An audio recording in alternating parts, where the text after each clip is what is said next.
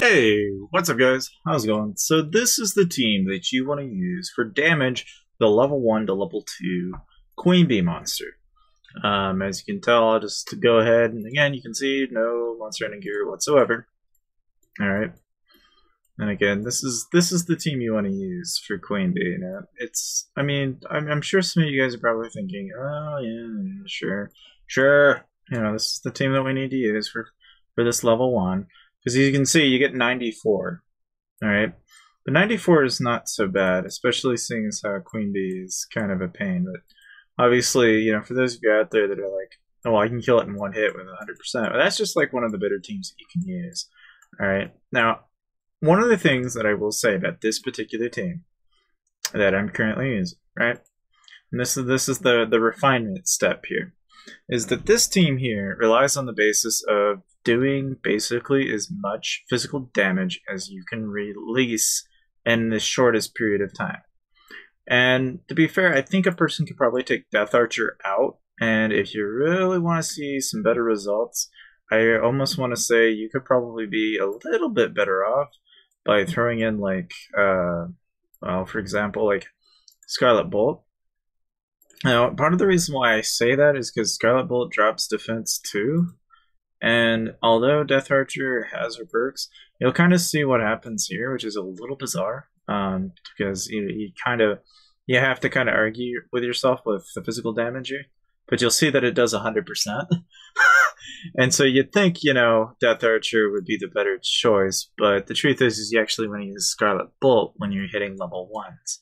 Now, part of the reason why I showed you the first team is because that's the first team you see if you Googled up the wiki.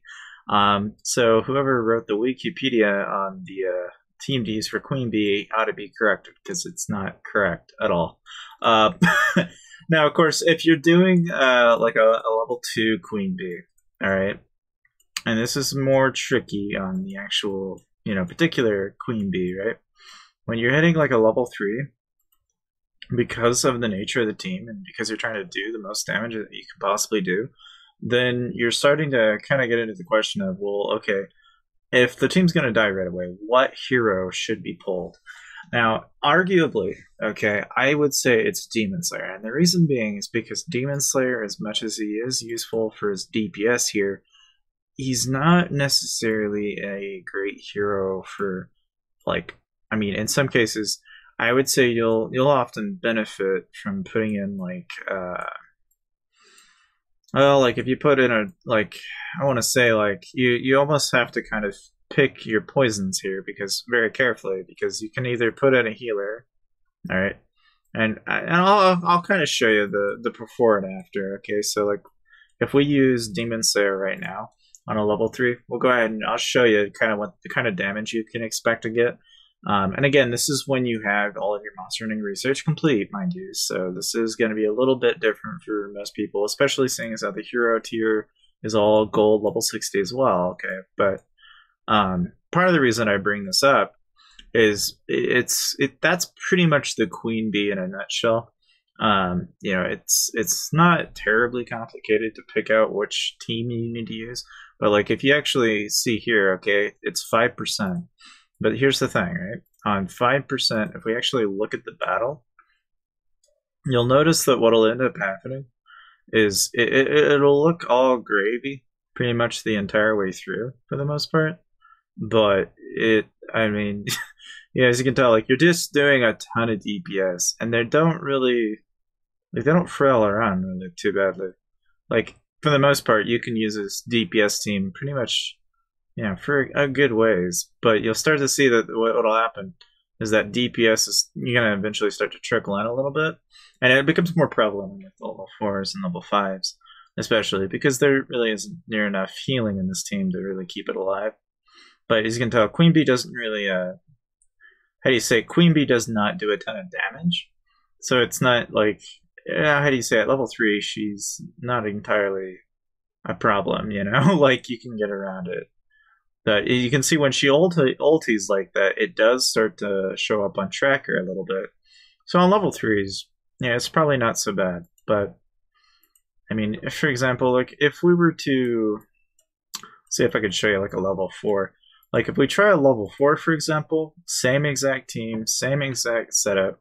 Now, mind you, we did 5% on a level 3, but now we're going to go to a level 4, which is just a little bit more. All right. So, I mean, really, for the DPS, you can probably keep the team on a level 3, but once you go to a level 1 and to a level 4, I mean, there's a huge drastic difference between that level 3 and this level 4. And you'll start to see it almost right away. It kicks in. It's still not as bad. Like, you'll see it, but it's still not like, as you can tell, the Queen Bee doesn't really, how do you say, DPS is really only necessarily noticeable by the time she ulties.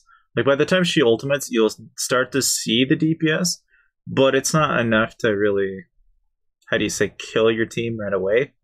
You'll see that it eventually becomes a problem, though, because, you know, obviously, like any team, at some point, they finally can't take the DPS anymore. But it's, I mean, as you can tell, it's like, it's just barely noticeable. It's there, but it's like not an issue. And so for that reasoning, I mean, this is kind of why I'm saying that, like, if you're going to use a particular team for Queen Bee, this is the team that I recommend you use, because it doesn't really do too bad between a level 3 to a level 4. You really don't have any trouble with it. Now, of course, if you want to see what it does on a level 5, I'll go ahead and show you real quick. So if we did it on a level 5, you can go all the way over here. Okay, and we do it on a level 5, so we're going to do about 10k. Okay, so if we're going to do it on a level 5, same exact team, and this is going to take a minute. I'm going to make it 75, so it's going to only take 15 seconds, just for the sake of the video. But part of the reason why I kind of want to show you guys the difference between the damage rates here is you'll notice the damage reduction there is like from 5 to 1 on a 4.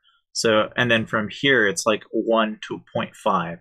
Like, to give you kind of an idea of how it scales, I mean, you can tell that even on a level 5 Queen Bee, all right, between like the level 5, the level 4, and the level 3, you can kind of get like, I mean, if you want to go back in the video, you can, but you can kind of see how much of a difference damage scales per hit. Now, obviously, you know, there's not exactly anything wrong with this team. I mean, as you can tell, it doesn't really have any problems, and we're dealing with a level 5 Queen Bee, mind you, and yet this team's pretty solid so far.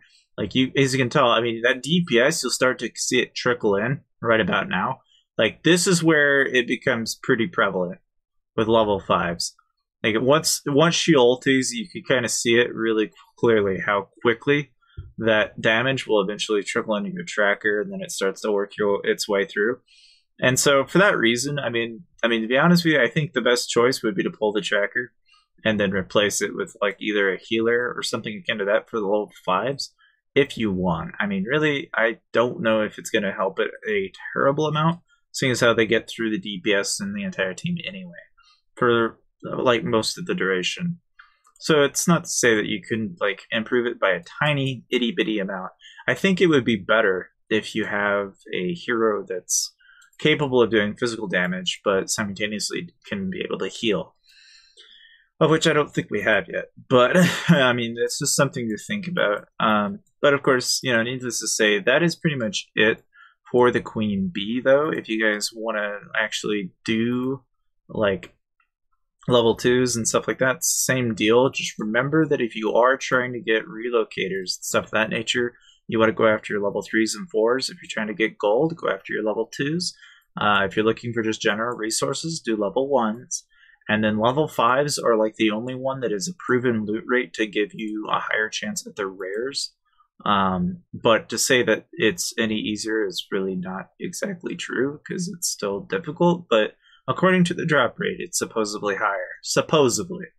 Okay, but needless to say, I hope you guys enjoyed the video. Make sure you check out these videos, and I'll see you guys next time.